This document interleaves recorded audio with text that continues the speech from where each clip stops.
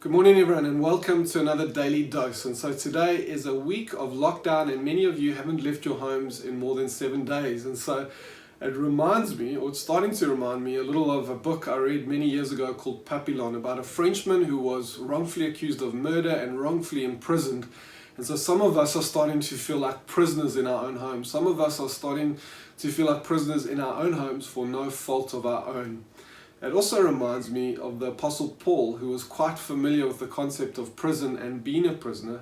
In fact, he writes in Ephesians 4:1, "I therefore, a prisoner for the Lord, urge you to walk in a manner worthy of the calling to which you have been called, with all humility and gentleness, with patience, bearing with one another in love."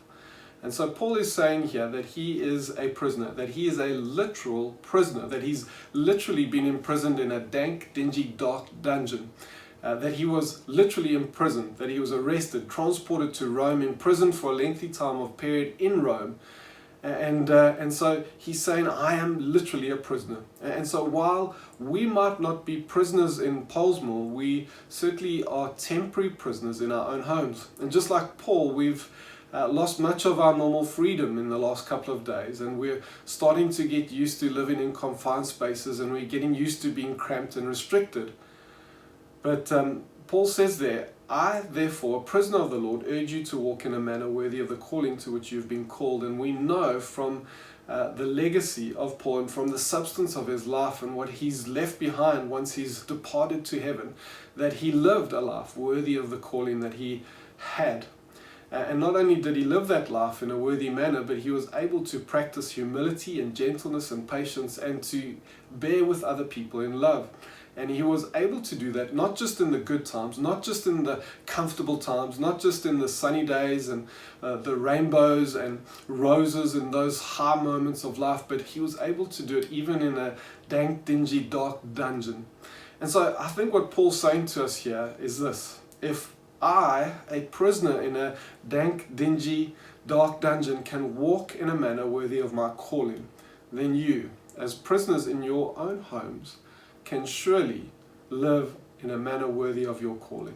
And I think he's also saying, if I in my dank, dingy, dark dungeon can embrace humility and patience and gentleness and bear with my fellow prisoners in love, then you, as temporary prisoners in your own home, can surely embrace humility, gentleness, patience, and bear with the people in your home, as well as the people in your life, with love. And so not only is Paul a literal prisoner in literal chains, just as we've spoken through here, but the day he said yes to Jesus, he also began to joyfully see himself as a figurative prisoner, in figurative chains for the gospel. You see, his theology says as much. In 1 Corinthians 6:20, he says, "You are not your own, you were bought at a price, therefore honor God with your bodies." And so we are not our own, we've been bought with a price. And so as believers, we're not only in this moment, in this season, literal prisoners, temporary prisoners in our homes, but we're also permanent prisoners of Christ and of Christ's grace, bought by his blood. And so with that in mind, can I remind you that being a prisoner of Christ is a glorious privilege?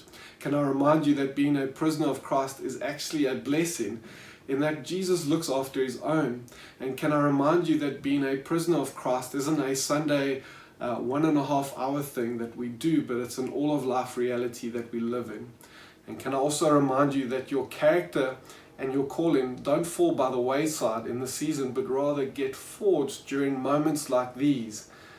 And lastly, can I remind you that while Paul was in prison, he did much good. He shared the gospel with people and influential people like Agrippa, Publius, and Caesar.